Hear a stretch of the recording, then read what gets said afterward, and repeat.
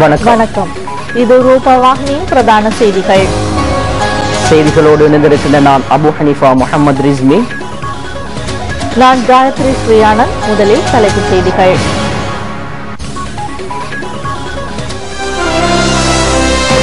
மக்களின் நலன்களை பாதுகாப்பதற்கு தற்போதைய அரசாங்கம் பாரிய பணிகளை நிறைவேற்றி இருப்பதாக ஜனாதிபதி தெரிவிப்பு. போஸ்டன் குண்டுவெடிப்பு சம்பவம் தொடர்பான சந்தேக நபர்கள் இருவரில் ஒருவர் சுட்டுக் கொல்லப்பட்டுள்ளார். மற்றவரை தேடி கண்டுபிடிக்கும் நடவடிக்கை தீவிரம். இலங்கையில் ஆக கூடுதலான மரணங்களுக்கு காரணம் இருதய நோயாகும் என்று வைத்திய நிபுணர்கள் அறிவிப்பு. வாழைச்சேனை கடதாசி தொழிற்சாலையில் மீண்டும் உற்பத்தி நடவடிக்கைகள் எதிர்வரும் 2ஆம் தேதி ஆரம்பம். மட்டக்களப்பு மாவட்டத்தில் சீனி தொழிற்சாலை ஒன்றை நிறுவ ஏற்பாடு.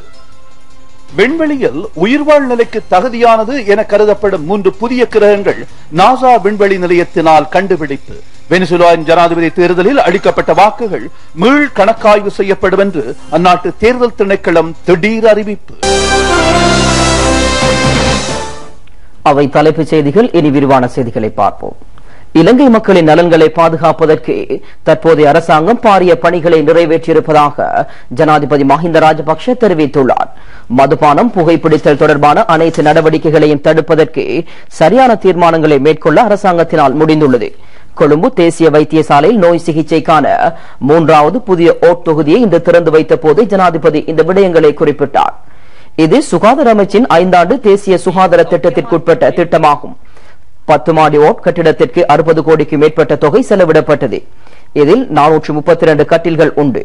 அத்துடன் வைத்தியசாலையில் சிகிச்சை பெறும் நோயாளர்களுக்காக உள்ள கட்டில்களின் எண்ணிக்கை 752 1092 அதிகரித்துள்ளது.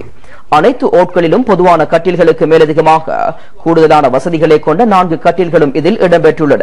கீழ்மாடி அவசர சிகிச்சை பிரிவுக்கான 10 கட்டில்களை கொண்டுள்ளது. உபகரணங்களுக்காக சுமார் 5 கோடிக்கு மேற்பட்ட தொகை செலவிடப்பட்டுள்ளது. நாட்டின் சுகாதாரத்துறையை பாரிய அளவில் மேம்படுத்த அரசாங்கத்தினால் முடிந்துள்ளது என்று குறிப்பிட்ட ஜனாதிபதி இத்துறையில் நிலவிய வெற்றிடங்களை பூர்த்தி செய்வதற்கும் நடவடிக்கை மேற்கொள்ளப்பட்டதாகவும் கூறினார்.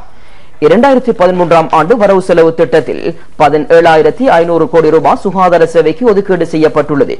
சுகாதார சேவை சிறப்பான தரத்திற்கு மேம்படுத்தும் போது பொதுமக்களின் சிந்தனையில் மாற்றம் தேவை என்றும் ஜனாதிபதி சுட்டிக்காட்டினார்.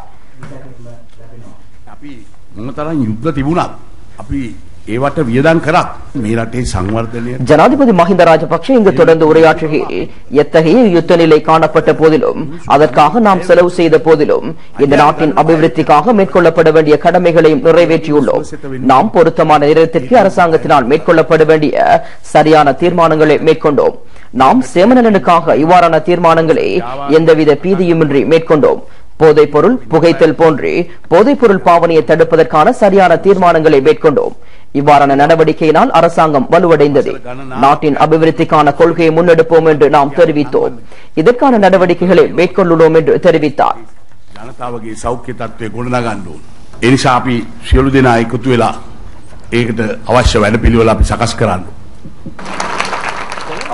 கொழும்பு தேசிய வைத்தியசாலை ஆசியாவிலேயே பாரிய வைத்தியசாலையாக கருதப்படுகிறது. தற்போதைய அரசாங்கத்தின் கீழ் நம் நாட்டின் சுகாதார சேவை சர்வதேச ரீதியில் ஆக உயர்வான தரத்திலான சுகாதார சேவை என பாராட்டப்பட்டுள்ளது என்று அமைச்சர் மைத்திரிபால சிறிசேன தெரிவித்தார். அமைச்சர் மைத்திரிபால சிறிசேன தொடர்ந்து உரையாற்றுகையில், மஹிந்த ராஜபக்ஷ யுகத்தில் இலவச கல்வி, இலவச சுகாதார சேவை ஆகியன இந்த நாட்டில் பாரிய ரீதியில் வலுவடைந்தன. ஏனைய பிரதேசங்களுக்கும் கட்டிடங்கள், உபகரணங்கள் ஆகியன வழங்கப்பட்டு வருகின்றன. உலகில் அனைத்து நாடுகளினாலும் எமது சேவை பாராட்டப்பட்டுள்ளது என்றார். වෛද්‍යවරු හෙදියන් ප්‍රමුඛව අනිකුත් සියලු කාර්ය මණ්ඩල මේ අනුව සෞඛ්‍ය සේවයේ දවසින් දවස පුළුල් වෙනවා. අන්තර්ජාතික වශයෙන් අපේ කලාපය තුල අපි ඉතාමත්ම ප්‍රමුඛ තැනක ඉහළ ස්ථානයක අපේ නිදහස් සෞඛ්‍ය සේවාවේ ගුණාත්මක භාවය තිබෙනවා. ඒ නිසා ලෝකයේ සියලුම රටවල් වල අපි පැසසුමට ලක් වී තිබෙනවා සෞඛ්‍ය සේවාව පිළිබඳව. சங்கைக்குரிய முருத்தட்டுவ ஆனந்த தேரர், அமைச்சர்களான AHM ஃபௌசி, பி தயாரத்ன, நிமல் ஸ்ரீபாலடி சில்வா, பிரதி அமைச்சர் லலித் திசாநாயக்க, பாராளுமன்ற உறுப்பினர் திலங்க சுமதிபால உள்ளிட்ட பலர் நிகழ்வில் கலந்து கொண்டனர்.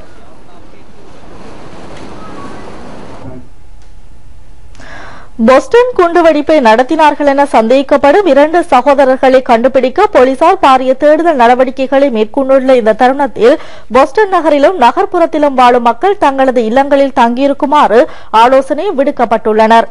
ஆளுநர் விடுத்த ஆலோசனையில் வீடுகளை பூட்டி வீட்டில் தங்கியிருங்கள் என்று கேட்டுள்ளார். போலீசாருக்கும் 2 சந்தேக நபர்களுக்கும் இடையில் இடம்பெற்ற துப்பாக்கி தாக்குதலில் சகோதரர் ஒருவர் இறந்ததை அடுத்து 19 வயது நிரம்பிய சர்மனப் என்பவரை போலீசார் தேடி வருகின்றனர். போலீசார் தகவல் தருகையில் முதலாவது சந்தேக நபர் வெள்ளிக்கிழமை கொல்லப்பட்டார் என்றும் 2வது சந்தேக நபரை தாங்கள் தேடி வருவதாகவும் கூறியுள்ளனர். இந்த இருவரும் செச்னிய நாட்டை சேர்ந்தவர்கள் என்றும் 10 வருடங்களாக அமெரிக்காவில் வாழ்ந்து வருகின்றார்கள் என்றும் அறிவிக்கப்படுகின்றது. மெசாசூசெட் தொழில்நுட்ப வளாகத்துக்கு சமீபமாக போலீஸ் அதிகாரி ஒருவர் சுட்டுக் கொல்லப்பட்டதை அடுத்து சந்தேக நபரை தேடி கண்டுபிடிக்கும் நடவடிக்கைகள் துரிதமாக ஆரம்பிக்கப்பட்டன. மோட்டார் வாகனம் ஒன்றை கடத்திய இருவரும் பின்னர் வாகனத்தின் சாரதியை விடுவித்துள்ளனர்.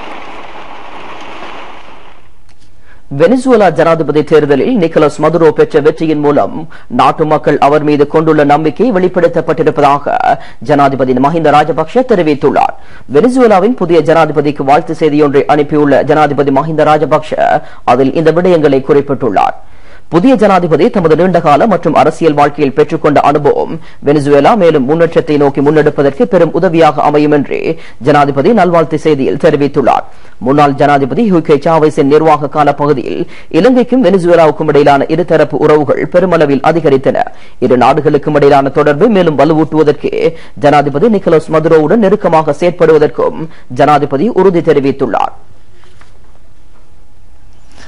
இலங்கையில் ஆக கூடுதலான மரணங்களுக்கு காரணம் இருதய நோயாகும் என்று விசேட வைத்தியர்கள் தெரிவித்துள்ளனர். நாளாந்தம் இருதய நோயினால் சுமார் 13 பேர் மரணமடைவதாக வைத்தியசாலை அறிக்கையில் சுட்டிக்காட்டப்பட்டுள்ளது. தொற்றாத நோய்களினால் பாதிக்கப்பட்டு வருடத்தில் 65% உயிரிழக்கின்றனர். இதில் 30% இருதய நோயாளர்கள் ஆவர் என்று வைத்தியர்கள் தெரிவித்துள்ளனர். இவ்வாறு மரணிக்கும் ஆண்களின் எண்ணிக்கை 55.7% ஆகும். பெண்களுள் 44.3% இருதய நோயினால் உயிரிழக்கின்றனர். குறைந்த வருமானத்தை கொண்ட நாடுகளில் இருதய நோயினால் இறப்போரின் எண்ணிக்கை 80% அதிகரித்துள்ளது. புகைப்பிடித்தல், மதுபானம் பாவித்தல், அதிக உணவை உட்கொள்ளல் மற்றும் வாதம் போன்றவையும் இருதய பாதிப்புக்கு காரணமாகும் என்று தொற்றாத நோய் பிரிவின் பணிப்பாளர் டாக்டர் திருமதி தலதா லியனகே தெரிவித்துள்ளார். இது தொடர்பாக தொற்றாத நோய் பிரிவின் பணிப்பாளர் வைத்தியர் தலதா லியனகே கருத்து வெளியிடுகையில் புகைத்தல், மதுபோதை ஆகியவற்றை தவிர்ப்பது முக்கியமானதாகும். சரியான உணவு வகைகளை உட்கொள்வதன் மூலம், அதாவது சமநிலை உணவை உட்கொள்வதன் மூலம், உணவில் கார்போஹைட்ரேட் குறைந்த உணவை உட்கொள்வதன் மூலம் எமது உடலை சரியான முறையில் பேண முடியும். ஆக குறைந்தது 3 மாதங்களுக்கு ஒரு முறையாவது இரத்த அழுத்தம் போன்றவற்றை பரிசோதித்துக் கொள்வது சிறந்ததாகும் என்றார். மட்டக்களப்பு மாவட்டத்தில் அதிநவீன வசதிகளை கொண்ட சீனி தொழிற்சாலை ஒன்றை அமைப்பது தொடர்பான உயர்மட்ட மாநாடு மாவட்ட செயலகத்தில் இன்று இடம்பெற்றது. மட்டக்களப்பு, கிரான், வாகரை, ஏறாவூர்பற்று ஆகிய இடங்களில் 15,000 ஹெக்டேர் நிலப்பரப்பில் கரும்பு செய்கை மேற்கொள்வது சம்பந்தமாகவும் $75 மில்லியன் செலவில் சீனி தொழிற்சாலை நிறுவுவது தொடர்பாகவும் உயர் அதிகாரிகள் கலந்துரையாடியுள்ளனர். அதிக எண்ணிக்கையிலான இளைஞர்களுக்கு வேலைவாய்ப்புகள் கிடைக்கும் என்றும் அறிவிக்கப்பட்டது. அரசாங்க அதிபர் PSM சார்ல்ஸ் தலைமையில் இடம்பெற்ற இந்த மாநாட்டில் அமைச்சர்களான லக்ஷ்மண் செனவிரட்ன, பஷீர் சேகுதாவுத், பிரதி அமைச்சர்களான MLA ஹிஸ்புல்லா, விநாயகமூர்த்தி, முரளிதரன் ஆகியோரும் உயர் அதிகாரிகள் பலரும் கலந்து கொண்டனர்.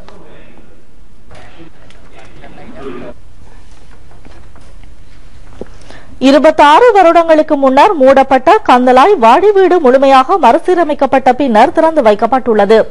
இது தொடர்பான வைபவம் பாதுகாப்பு அமைச்சின் செயலாளர் கோட்டாபய ராஜபக்ஷ தலைமையில் இன்று காலை இடம்பெற்றது.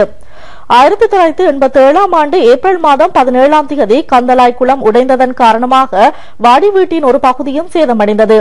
LTT பயங்கரவாதிகளின் நடவடிக்கைகள் ஆரம்பமானதுடன் வாடி வீடு மூடப்பட்டது.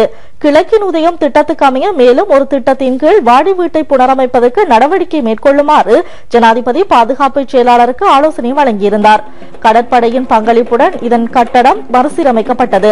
கந்தலாய் குளத்துக்கு அருகாமையில் அமைந்துள்ள இது இன்று கந்தலே லேக் கிராண்ட் ஹோட்டல் என்று பெயரில் திறக்கப்பட்டது. இது உள்நாட்டு வெளிநாட்டு சுற்றுலா பயணிகளின் விசேட கவனத்தை ஈர்க்கும் என்று நம்பிக்கை வெளியிடப்பட்டுள்ளது. கடற்படை தளபதி வைஸ் அட்மிரல் கொலம்பிகே உள்ளிட்ட பலர் இந்த வைபவத்தில் கலந்து கொண்டனர்.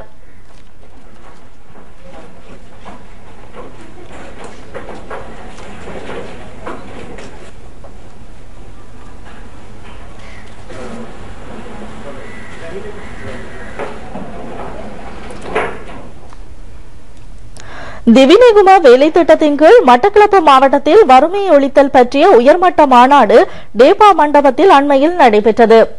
அரசாங்க அதிபர் திருமதி PSM சார்ல்ஸ் தலைமையில் நடைபெற்ற இந்த மகாநாட்டில் மீள்குடியேற்ற பிரதியமைச்சர் விநாயகமூர்த்தி முரளிதரன் பிரதம அதிதியாக கலந்து கொண்டார். மாவட்ட சமுர்த்தி முகாமையாளர்கள், சமுர்த்தி அதிகாரிகள் உட்பட உயர் அதிகாரிகள் பலர் இதில் கலந்து கொண்டனர். வறுமையை ஒழித்து மக்களின் வாழ்க்கையில் மறுமலர்ச்சியை உண்டு பண்ணுதல் தொடர்பாக இங்கு விரிவாக ஆராயப்பட்டது. அவர்களுடைய வாழ்வியல் பிரச்சனை அவர்களுடைய இணைப்பு உதவி ஆணையாளர் இணைப்பு வாழைச்சேனை கடுதாசி தொழிற்சாலையில் தடைப்பட்டிருந்த உற்பத்தி நடவடிக்கைகள் அடுத்த மாதம் 2ஆம் தேதி மீண்டும் ஆரம்பிக்கப்பட உள்ளன. வருட இறுதிக்கு முன்னர் அதன் உற்பத்தி 1000 மெட்ரிக் டன்களாக அதிகரிக்கப்படும். வாழைச்சேனை கடுதாசி தொழிற்சாலை 1957ஆம் ஆண்டில் திறக்கப்பட்டது. 1972ஆம் ஆண்டில் 10 கோடி அமெரிக்க டாலர்கள் பெறுமதி கொண்ட தயாரிப்புக்கான இயந்திரம் இங்கு நிறுவப்பட்டது. 3200க்கும் மேற்பட்டோருக்கான தொழில் வாய்ப்புக்கான சந்தர்ப்பமும் ஏற்பட்டது. 1996ஆம் ஆண்டளவில் தொழிற்சாலையில் வருடாந்த உற்பத்தி 20,000 மெட்ரிக் டன்னாக அதிகரித்திருந்தது. வெளிநாட்டு காகிதாதிகள் குறைந்த விலையில் சந்தையில் விநியோகிக்கப்பட்டதால் இந்த தொழிற்சாலை மூடப்படுவதற்கான அச்சுறுத்தலுக்கு உள்ளானது.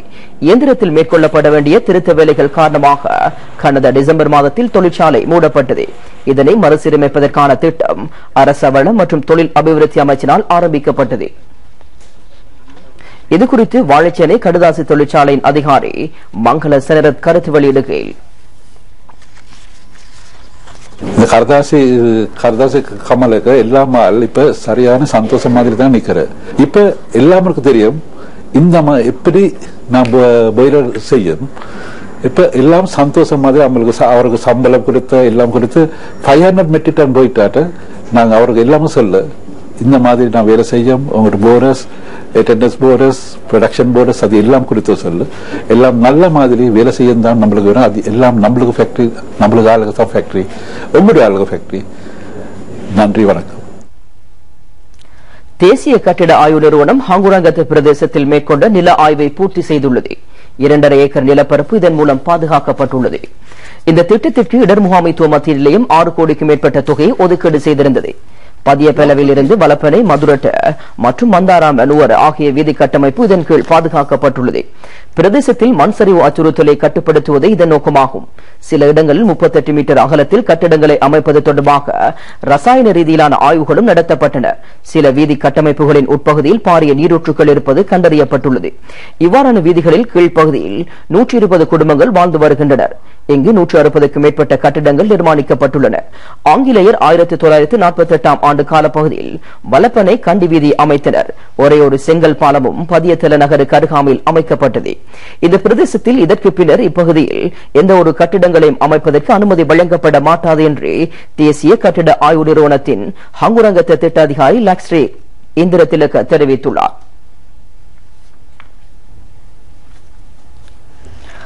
உயிர்வாழ் வலயத்தில் பூமியின் பருமனை கொண்ட 3 கிரகங்கள் உட்பட 2 புதிய கிரகங்களின் அமைப்புகளை நாசாவின் கெப்லர் விண்கலம் கண்டுபிடித்துள்ளது. கெப்லர் 62 வழிமுறையின் கீழ் 5 கிரகங்களும் கெப்லர் 59 கீழ் 2 கிரகங்களும் உள்ளன. இவை அனைத்தும் பூமியின் பருமனை கொண்டவையாகும். புதிதாக கண்டுபிடிக்கப்பட்ட 2 கிரகங்கள் சூரியனிலும் பார்க்க சிறியதும் வெப்பம் குறைந்ததுமான நட்சத்திரம் ஒன்றை சுற்றி வருகின்றன. கெப்லர் 62F என்பது பூமியிலும் பார்க்க 40% கூடிய பரப்பளவை கொண்டது. கெப்லர் 62F மலைப்பாங்கான அமைப்பை கொண்டுள்ள அதே சமயத்தில் 62E பூமியிலும் பார்க்க 60% பெரியதாகும். மூன்றாவது கிரகமான கெப்லர் 62C பூமியிலும் பார்க்க 70% அதிகரித்த பரப்பளவை கொண்டுள்ளது. சூரியனை போன்ற ஒரு நட்சத்திரத்தின் உயிர்வாழ் வலயத்தை இது சுற்றி வருகிறது. இதன் அமைப்பை பற்றி விண்வெளி ஆராய்ச்சியாளர்கள் திட்டவட்டமாக கருத்து வெளியிடாவிட்டாலும் சூரியனை போன்ற நட்சத்திரத்தை 242 நாட்களில் இது சுற்றி வருகிறது என்று அறிவித்துள்ளனர். சூரியனை போன்ற நட்சத்திரம் ஒன்றை சுற்றி பூமியை போன்ற உலகம் ஒன்றை கண்டுபிடிக்கும் தருணத்தை மனிதன் நெருங்கிவிட்டான் என்பதை இந்த கண்டுபிடிப்புகள் நிரூபித்துள்ளன. நாசா தலைமை அலுவலகத்தின் விண்வெளி விஞ்ஞான பிரிவு நிர்வாகியான ஜான் கிரன்ஸ்பீல்ட் கருத்து வெளியிடுகையில், உயிர்வாழ் நிலையத்தில் 3 கிரகங்கள் கண்டுபிடிக்கப்பட்டுள்ளமை வசிப்பிடம் போன்ற ஒரு இடத்தை கண்டுபிடிப்பதற்கு சமமானதாகும் என்று கூறினார். பூமி போன்ற கிரகங்களை உள்ளடக்கிய நட்சத்திர கூட்டமாக இது இருக்குமா என்பது பற்றி விரைவில் தாம் அறிந்து கொள்ள முடியும் என்றும் அவர் குறிப்பிட்டார். குறிப்பிட்டார். கெப்லர் விண்கலத்தின் தொலைநோக்கி 1,50,000 நட்சத்திரங்களின் பிரகாசத்தை சமகாலத்தில் தொடர்ச்சியாக அளவிடும் சக்தியை கொண்டதாகும். சூரியன் போன்ற நட்சத்திரத்தை பூமியின் பருமனை கொண்ட கிரகங்கள் சுற்றி வருவதை கண்டுபிடிக்கும் சக்தியையும் இது கொண்டுள்ளது. நட்சத்திரத்தை 172 நாட்களில் சுற்றி வரும் கெப்லர் 62E முதலாக கண்டுபிடிக்கப்பட்டதாகும். இதனை அடுத்து கெப்லர் 62F 262 நாட்களில் நட்சத்திரத்தை சுற்றி வருவது தெரியவந்துள்ளது. இதன் பருமன் தற்சமயம் அளவிடப்படுகிறது. ஆனால் அதன் நிலப்பரப்பின் தன்மை பற்றி எதுவும் இதுவரை தெரிவிக்கப்படவில்லை. கெப்லர் 62 சுற்றி வரும் 2 உயிர்வாழ் வலயங்கள் அவற்றின் நட்சத்திரத்துக்கு சமீபமாக 3 கிரகங்களை கொண்டுள்ளன. இவற்றில் 2 பூமியிலும் பார்க்க விசாலமானதாகும். 3வது செவ்வாய் கிரகத்தின் பருமனை கொண்டதாகும். கெப்லர் 62b 5 நாட்களுக்கு ஒரு தடவையும், 62c 12 நாட்களுக்கு ஒரு தடவையும், 62d 18 நாட்களுக்கு ஒரு தடவையும் நட்சத்திரத்தை சுற்றி வருகின்றன. இவை மிகுந்த வெப்பத்தை கொண்டன என்று அறிவிக்கப்படுகிறது. வைத்தியசாலைகளில் இலத்திரனியல் கழிவுப் பொருட்களை அரச சட்ட மற்றும் விதிமுறைகளுக்கு அமைவாக கையாளப்பட வேண்டும் என்று சுகாதார அமைச்சு விசேட சுற்று நிருபம் மூலம் வைத்தியசாலை அதிகாரிகளுக்கு அறிவித்துள்ளது. சுகாதார அமைச்சின் ஆலோசனைக்கு அமைய சம்பந்தப்பட்ட விசேட சுற்று நிருபம் வெளியிடப்பட்டுள்ளது. வைத்தியசாலைகளில் இலத்திரனியல் பொருட்களை பயன்படுத்துவோர் அவ்வாறான உபகரணங்களை அகற்றும் பொழுது அவை இலத்திரனியல் கழிவுப் பொருட்களாக அடையாளப்படுத்தப்படுகின்றன. இலத்திரனியல் கழிவுப் பொருட்களை புதைத்தல் அல்லது தீயிட்டு கொளுத்திய போதிலும் அது சுகாதாரத்திற்கும் சுற்றாடலுக்கும் நேரடி பாதிப்பை ஏற்படுத்துகின்றது. மனித உடலுக்கு பாதிப்பை ஏற்படுத்தக்கூடிய உலோகப் பொருட்களும் விஷ ரசாயனமும் இதில் அடங்கியுள்ளன. இலத்திரனியல் கழிவுப் பொருட்களை ஏற்றுக்கொள்வதற்கென மத்திய சுற்றாடல் அதிகார சபையில் பதிவு செய்யப்பட்ட பல நிறுவனங்கள் உண்டு. இதன் காரணமாக இலத்திரனியல் பொருட்கள் கழிவுப் பொருட்களாக அகற்றப்படும் பொருட்கள் அல்ல, விற்பனை செய்யும் பொருட்களாக பெயரிட முடியும். வைத்தியசாலைகளிலும் சுகாதார நிறுவனங்களிலும் பயன்படுத்தப்படும் இலத்திரனியல் கழிவுப் பொருட்களை மத்திய சுற்றாடல் அதிகார சபையில் பதிவு செய்யப்பட்ட நிறுவனங்களினால் விலை மனு கோரப்பட்டு வெளியேற்றுவதற்கு நடவடிக்கை மேற்கொள்ளுமாறு சுகாதார அமைச்சு அறிவித்துள்ளது. இந்த நடவடிக்கை உரிய முறையில் முன்னெடுக்கப்படுகின்றதா என்பதை கண்காணிக்கும் பொறுப்பு சுற்றாடல் மற்றும் தொழில் சுகாதார பிரிவுக்கு வழங்கப்பட்டுள்ளது.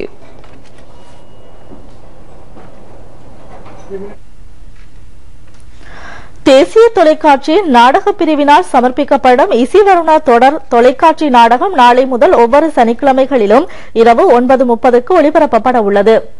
சமீப காலத்தில் இலங்கை மக்கள் மத்தியில் மனித நேயங்களை ஊக்குவிக்கும் வகையில் இசிவருணா தொலைக்காட்சி தயாரிப்பாளர்களினால் இசிவருணா தொலைக்காட்சி தொடர் நாடகம் தயாரிக்கப்பட்டுள்ளது. ප්‍රචණ්ඩත්වයේ තුලින් අනිකාද ඔබද සමාජයේද විනාශ වේ.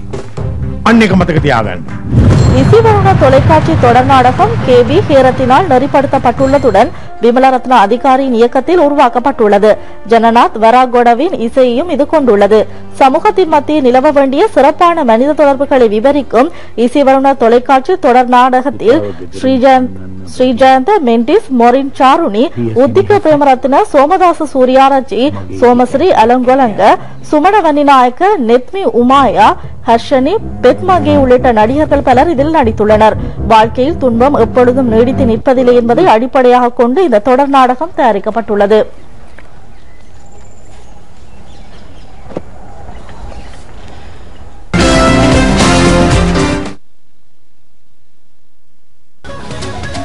இனி விளையாட்டுச் செய்திகள்.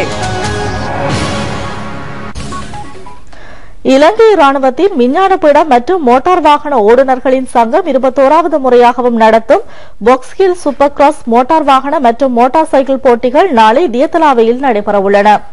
முன்னணி இந்திய மோட்டார் வாகன போட்டியாளர்கள் 2 மோட்டார் சைக்கிள் போட்டியாளர்கள் 3 இதில் இடம்பெறவுள்ளனர். அத்துடன் உள்ளூர் மற்றும் வெளிநாட்டு போட்டியாளர்கள் 200க்கும் மேற்பட்டோர் இதில் கலந்து கொள்ள உள்ளனர். 12 மோட்டார் வாகன போட்டிகளும் 14 மோட்டார் சைக்கிள் போட்டிகளையும் இது கொண்டுள்ளது. நாளை போட்டிகள் விறுவிறுப்பாக இடம்பெறும் என்று மோட்டார் வாகன போட்டியாளர்கள் தெரிவித்துள்ளனர்.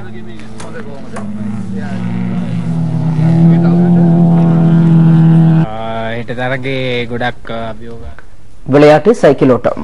ஹம்பாந்தோட்டை மாவட்டத்தில் புத்தாண்டு கொண்டாட்ட நிகழ்வுக்கு அமைய கால்டன் சைக்கிள் ஓட்ட போட்டி நேற்று நடைபெற்றது. இலங்கை சைக்கிள் ஓட்ட சங்கம் இதனை ஏற்பாடு செய்திருந்தது. 119 கிலோமீட்டர் போட்டிக்கான தூரமாகும். திசமஹாராமையை சேர்ந்த திபரவை சேர்ந்த பிரியந்த ஜெயலால் 1ஆம் இடத்தை கைப்பற்றினார். KW ரவீந்திர 2ஆம் இடத்திற்கு தெரிவானார். RP பிரேமலால் 3ஆம் இடத்தை கைப்பற்றினார்.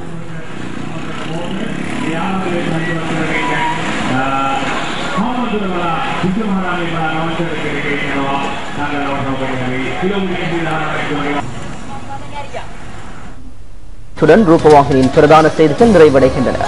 வணக்கம்.